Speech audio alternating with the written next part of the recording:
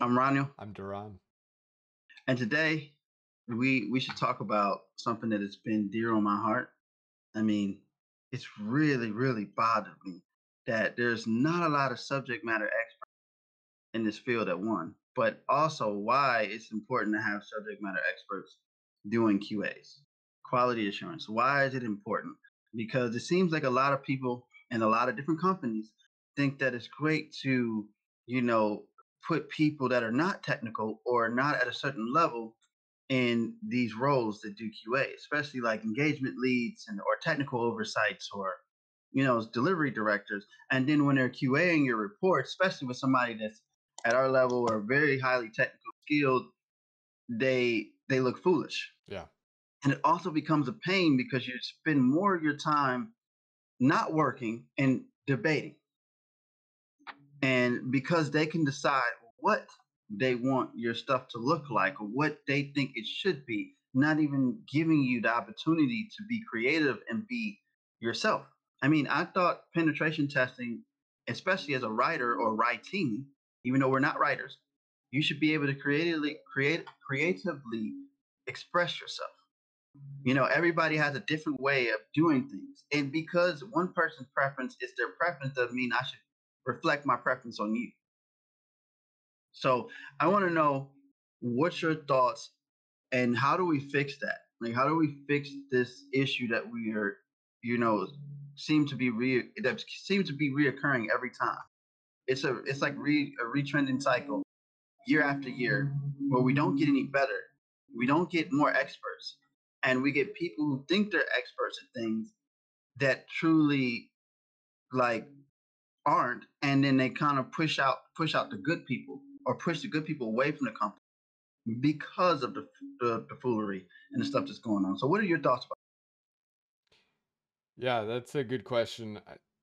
One of the biggest problems when it comes to reporting, well, there are a few different problems, but you're right, is the lack of appropriate people doing quality assurance. And this has honestly probably always been the case. I know, thinking back as far back as 2007, working for a very major company, that there was a problem with not having the appropriate people doing quality assurance. And it should be two different groups of people who should be involved. The first is a technical writer, because to your point, we aren't writers. I'm not a writer by trade, and you're not a writer by trade.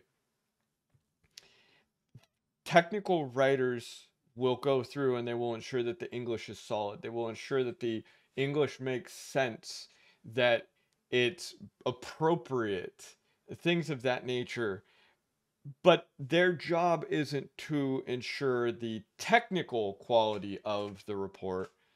Their job is to go through and determine how the English is and if the English could be better stated.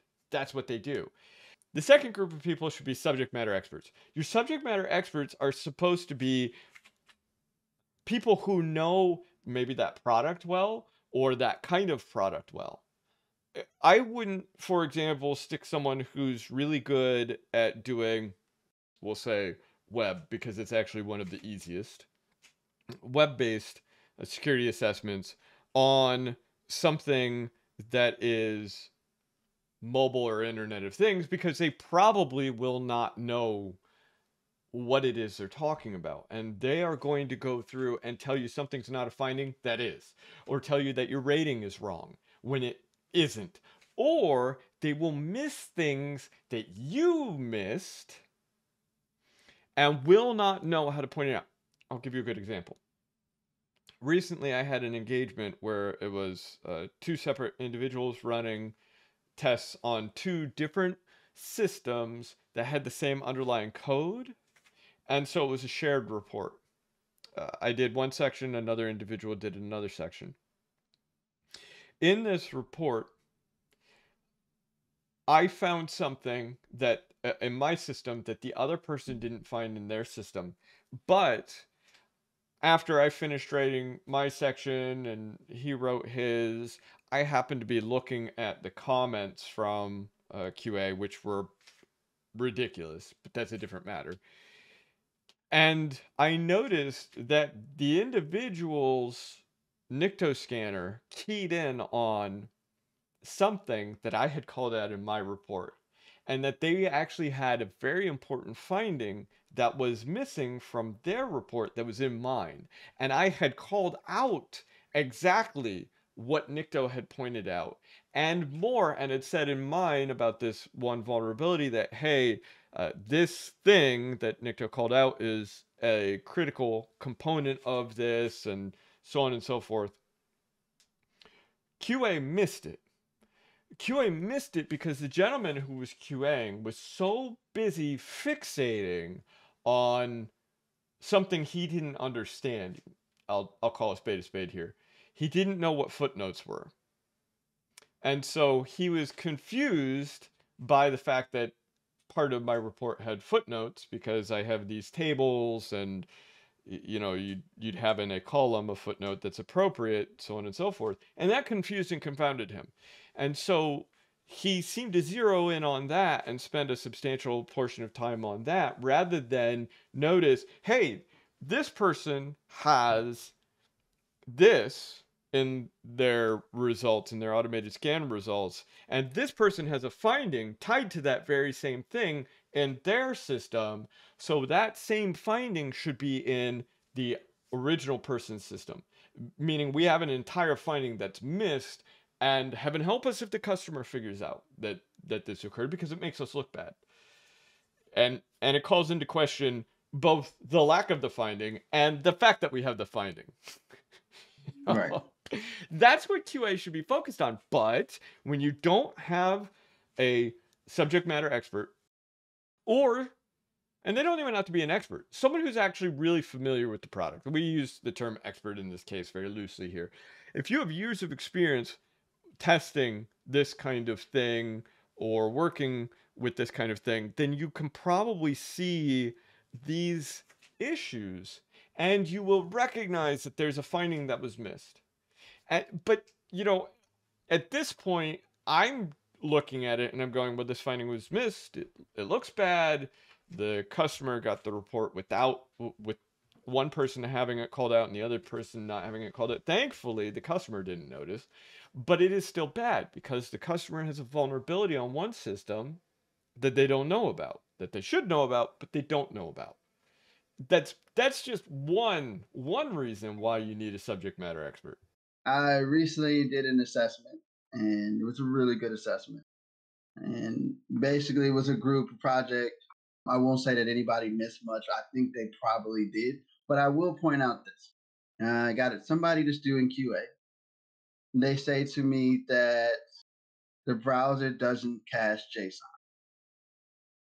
And, you know, in my mind, I'm like, does the browser care whether it's JSON, XML, HTML? Does JSON just so different that the browser's like, no, we're not going to cache you. You're just so beautiful. You're so different and unique that they're going to do that. I didn't think it mattered. I thought it would matter what, you know, the control or the cache headers were.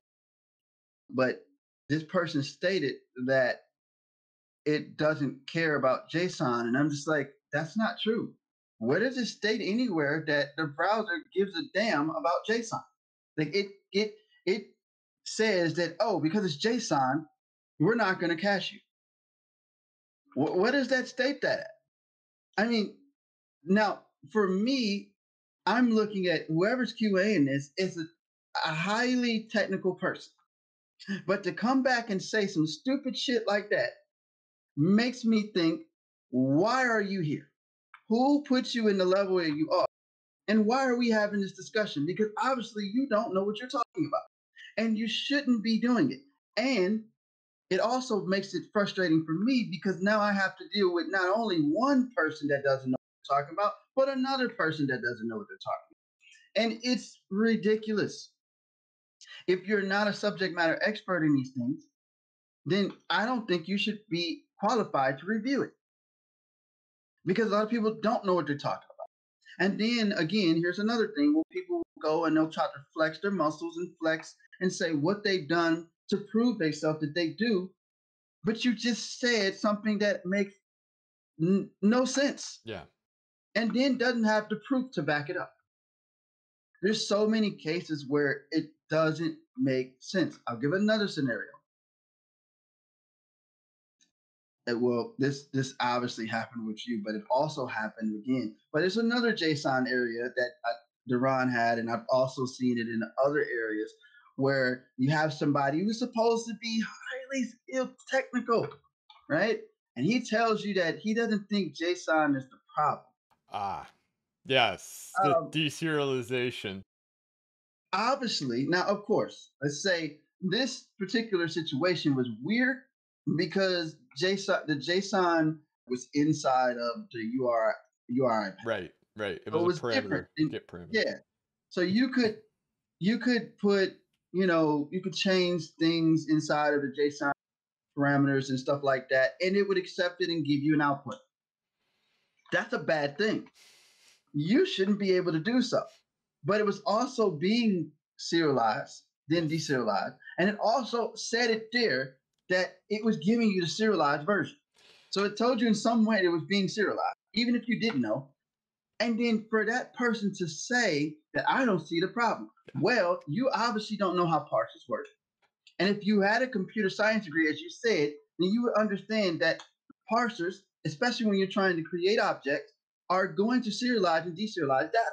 Yes. And it's not on the parser to validate that. It is Right. on the person who is utilizing it to make sure that things are being validated, period, and sanitized. So I don't think people understand that all of these parsers do that. And Yes. if you don't, look it up. There's documentation out there. There's so much documentation that even myself, I'll go back and say, okay, does it really do that? But that's why we have those problems. Because people think that because something because my iPhone out the box works, that I am not supposed to adjust it and make it fit for me, that it feels secure for me. Okay, you're just think that because you get a parser, it's going to secure everything for me. No, it's not. It is on you as the programmer, the developer, to make sure that you are validating these things and not letting people input whatever the hell they want. Yeah. So for this person to be at a high freaking level, to say he didn't understand that, and I'm not saying that everybody's going to know everything, but if you don't understand it, then why the fuck are you questioning? Why are you even talking about it? If you don't understand something, it's nothing wrong with going to that person and say, I really don't understand what's going on here. Can you explain a little bit more so I can get an understanding? Yes. And then after you get an understanding and do your research, you can come back and have that conversation. But you don't question something you don't understand. Yes, the hostility in that actually is what really got me the most. It was this particular individual made multiple comments throughout the report where he was incredibly hostile, and in every case it came down to he didn't understand what was going on, and it's not because I wasn't clear. It's because he didn't know the vulnerability and he didn't even know how it worked. So, to your point, deserialization in this particular case, you could push in a mode variable. And that mode variable you could set to, say, production versus development versus what have you, right? And kick the system into a different mode. Now, it's a URL parameter inside of a GET request, and they have the actual value of the parameter be a JSON string. And he's all, I don't understand what's the problem. It's using JSON. And it's like, yes, okay, but it wouldn't matter if they were using JSON or not. If they weren't using JSON, it's still being deserialized. It's just, since they're using JSON, it's a JSON deserializer that's doing the deserialization. I don't care what deserial, and we, of course, as you know, we have several tutorials and discussions on deserialization where we really get into it. And I definitely, if this is a concept that's maybe new to you, I would definitely recommend you take a peek at some of those. hopefully you'll find them enjoyable. If not, I'm sorry, because I was the one talking during most of it, so that would be on me, not on Ronald. That doesn't mean I would have did it any better. Maybe you guys like my fast talking ways, and maybe you like DaRon's slow talking ways. Who knows? But Turtle. either way, it's good stuff. So you definitely should go check it out. But continue. So I sit there and to your first example, that gentleman was confused because your browser does in fact cache JSON. What it might not cache, of course, this is always dependent on what the headers were, which was part of your finding, was these headers Yep. were missing, therefore it was caching. But what it usually won't cache is XHR responses. And that's where he was getting confused. But JSON doesn't have to be sent over AJAX, XHR being AJAX. JSON doesn't have to be sent over AJAX. JSON can be just flat out requested. In fact, oftentimes it is. So the caching is still a problem. And when I do forensics, I see JSON cached all over the place. So this goes exactly to your point though. If two things. Number one, if I don't understand something on a report, I will ask nicely. And I'm not going to ask by putting in a comment. Usually I'll just, hey, go straight to them and say, hey, you said this, this, and this. I must be missing something. Would you do me a favor and maybe explain what was going on, or explain the vulnerability a little more, or explain what you saw, something like that. So they now have that chance to talk, because to our prior discussion about being a salesman, and if the customer has a problem, you should call them up. Calling people up is absolutely invaluable. Most of the time, if you do something in text, it's going to be misread. That's just usually how it is, because it's read based on how the person feels at that moment. But Yeah.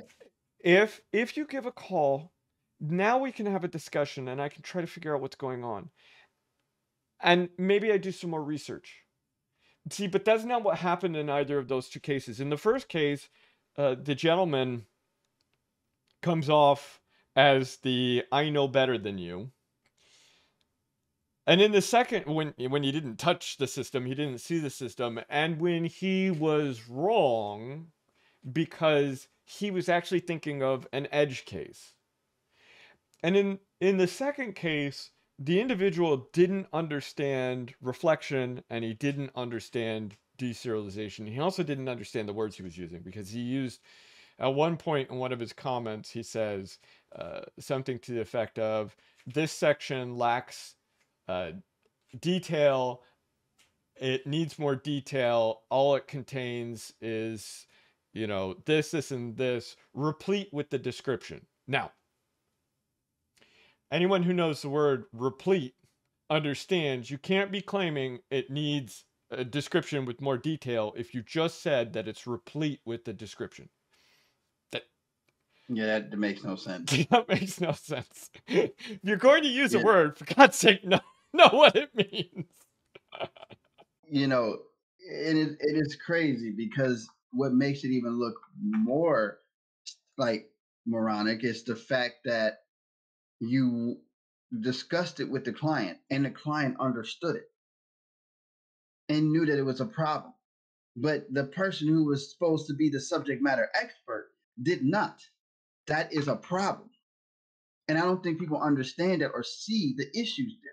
Like, for instance, if you guys go, you will learn a lot, because I even learned that there were other parsers in play that DaRon had talked about. So I was able to find out on this particular client that they were using another parser that serialized and deserialized and uses the same thing, the mode, and you could change it, and it also would kick back and tell you if you had the wrong thing what you should use in order to get the data. And then if you use the debug version, it gave you so much more code.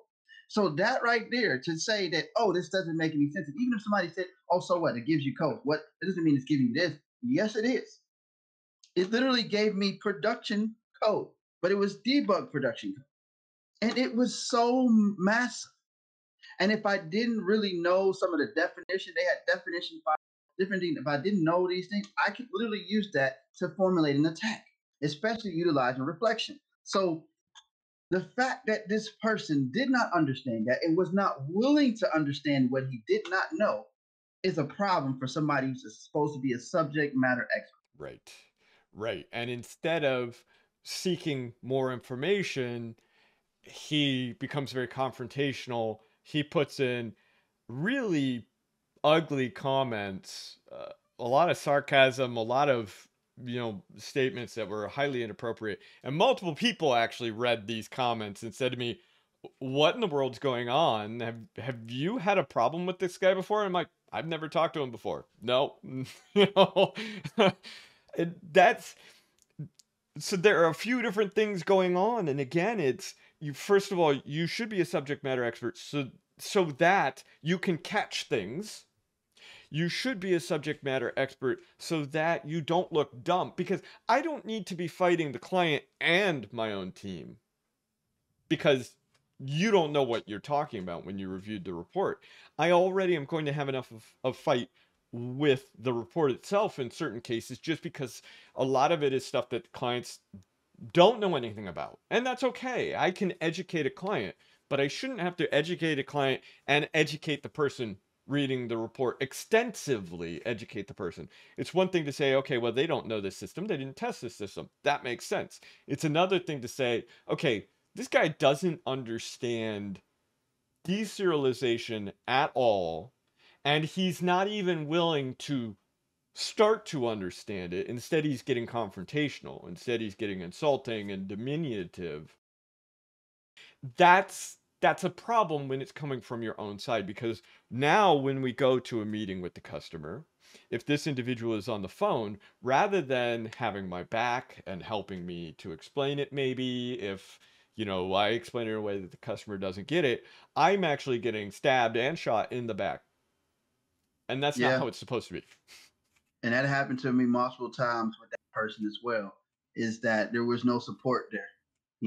If you either believe I know what I'm doing or you don't. Right. And I can tell you I do.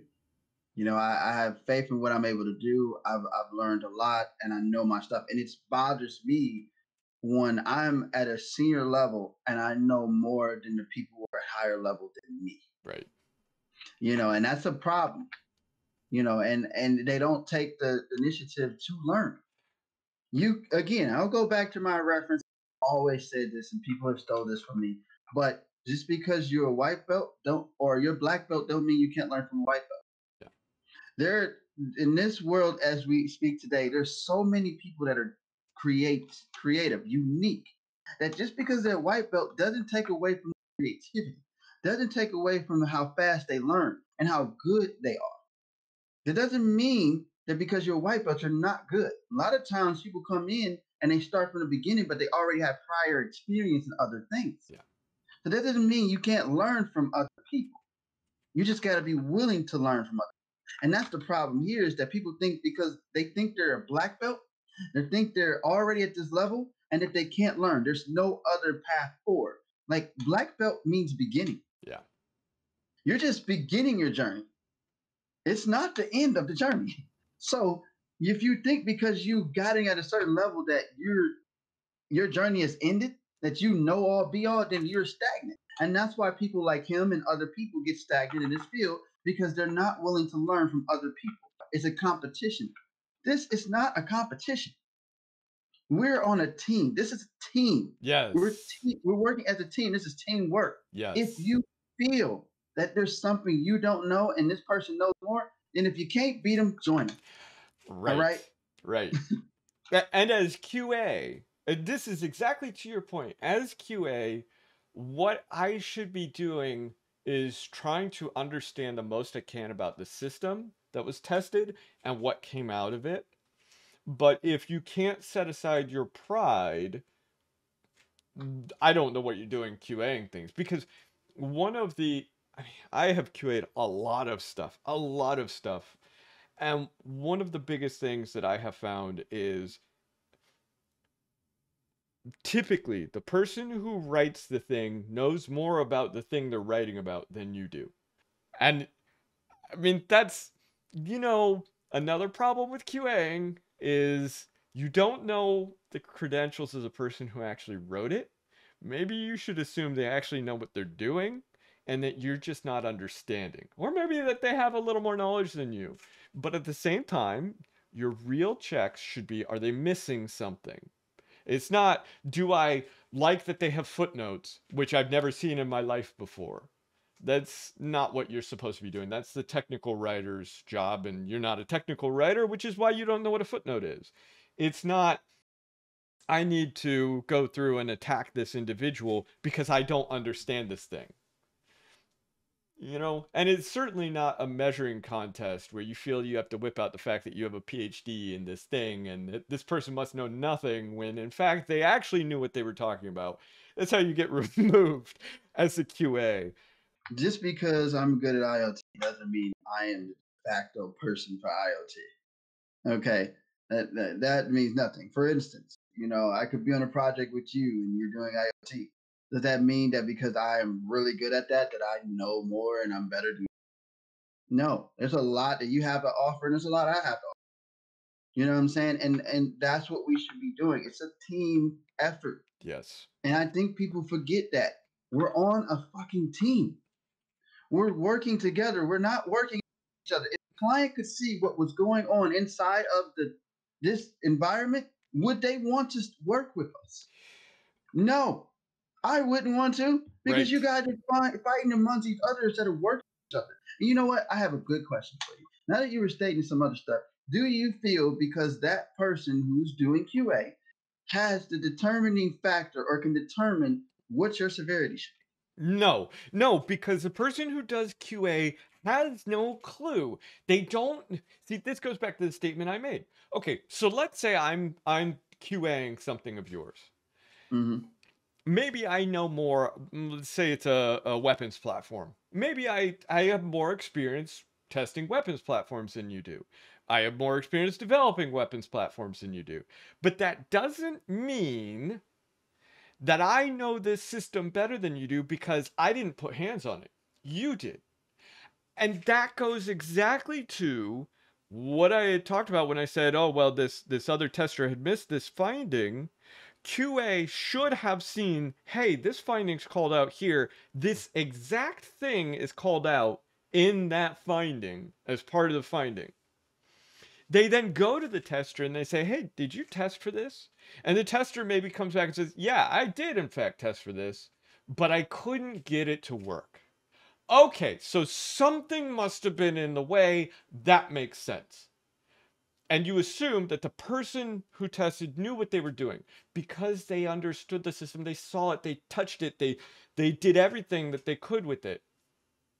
That's a reasonable interaction.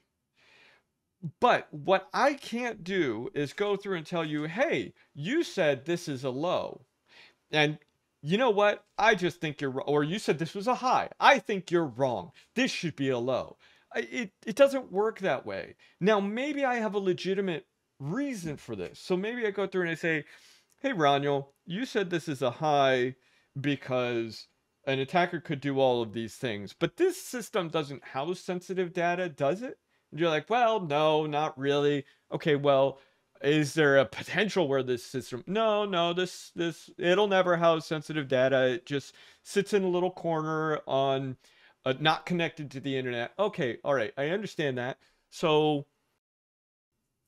how do you feel about this, and this? So in this scenario, how do you feel about maybe making this a medium because it doesn't have sensitive data, because only 3 people have access to the room, because it's not on the network? So all of these things come together. And if you say, you know what, I hear what you're saying, but from what I saw, while this system doesn't have sensitive data, someone could accidentally put sensitive data on it.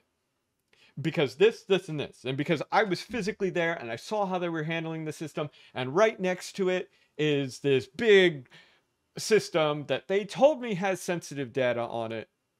And I'm just afraid because they plug a USB into this, and then they take that same USB and to update the antivirus, for example. They take that same USB and then they plug it into this computer with sensitive data. I'm afraid that malware could spread between the two systems.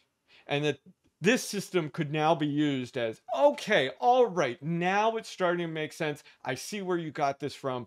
I understand. I didn't have this data about this, the way the system worked or the environment of the system. This all makes sense. So we had a conversation. You explained yourself, and I'm going to assume that you know what you're talking about. I'm going to assume that you know more than I do. I may know the thing in general, but you know this system better than I do. Therefore, I yield to you. And even if I had tested this last year, you know how it is today, and I don't. And that's a good thing. You remember, and that's the same particular person when we had a client that had some type of injection.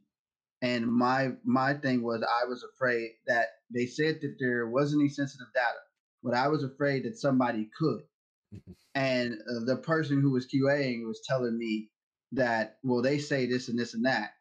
And I said, but then they gave us data that didn't match up, and it still seemed like there could be a possibility. So I think it should stay at this ranking. And they said, well, no, we can take it off because we don't have significant evidence. Yes, we do. Nothing matched, and there's a possibility that somebody could. So since I know the system, why would you tell me something about the system you don't even know? Yes. I can tell and see this is a possibility. There's always that risk. But because you feel like, oh, we can't do such and such, well, it's not an issue. Or let's go back to the reflection point where, oh, we don't have enough evidence. The evidence is there. Yeah. They shouldn't be giving you or bleeding all this data, but they are. you know, and even if you decided, okay, this is not a high severity thing, okay, maybe it's a medium severity thing because we can't do such and such because it's broken, but we still have a lot of data that they're giving and bleeding from reflection, utilizing reflection that we shouldn't see.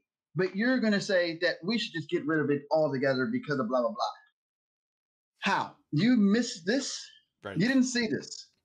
Right. This doesn't matter to you that this is exposing information. So, again, that is a big problem to me. A pivotal problem is because you have people who can make decisions on your report without you knowing or without your say so. Right. And they're not going to be the ones speaking for you. They're not going to be the ones talking to the client. They're probably not going to even have your back. They don't even know what the fuck they're talking about. And then, it's their name is not on the report. Right. The reputational damage is yours. Yeah. It's not on them. It's on you. Mm-hmm. So it just puts a stink on everything. Like I just think that we need to have more SMEs doing, the QAs and not people who don't know what they're doing.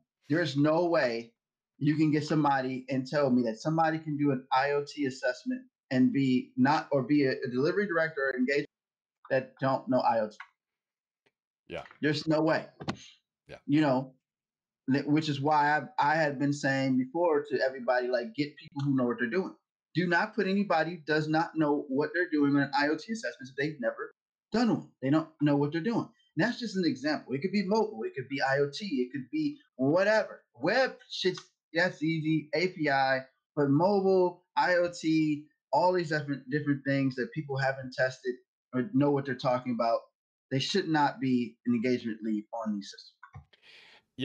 Yes. And I'll end it with, if you have to be so hostile in QA, and I don't necessarily mean you're making abusive comments like the one individual was. I mean, just you have to be antagonistic and assume that the tester is wrong, then that really means that you have the wrong person testing. Mm-hmm. Yeah, that's true. But all I can say is, as he said, that is true. You got the wrong person testing, but you also have the wrong people that are actually QAing or QAing as well. If they even have to question these things, they're questioning themselves. They probably don't understand it very well. So, in my opinion, I think that I don't know how and per se that we're going to fix, or most companies are going to fix this, because if you look at the if you look at everything today as it is, as it stands, there are not a lot of qualified individuals in this field. So it's hard to try to get people who are SMEs when you don't have a lot of qualified people. But a lot of it has to go back to the company choosing to pick lower quality people to throw bodies at situations instead of paying top quality people. Yes, they don't So want to pay, and that's the big thing. And I'll be honest with you, I wouldn't go with a company that will not pay, that doesn't want to pay, and that wants to short their security folks, because that means no one on the team will be happy. It probably means that no one on the other teams is happy, and it's going to be an unpleasant environment. cause for burnout. Mm-hmm.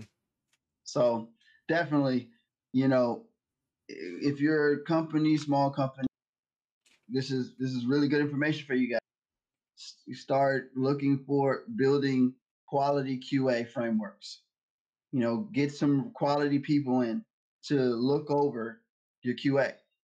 You know, to so that way you don't lose employees, you don't lose consultants because they're tired of battling back and forth. It's a burnout. Like, you have to battle back and forth with people for QA. You got to battle back and forth with clients. You got to battle your internal things you deal with every day. That's a lot. That's a lot on a person.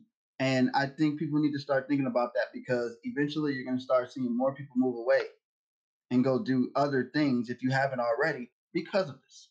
And this is a reoccurring problem. So I think that the best way to combat this is to start paying quality people and stop settling for low quality people just because you can throw the bodies and you can save money. Okay. And it'll make things a lot better. But this is our time. I'm Roniel. I'm DaRon. And if you haven't already, please like, comment, and subscribe to our channel for more episodes like this one. Until next time. Have fun.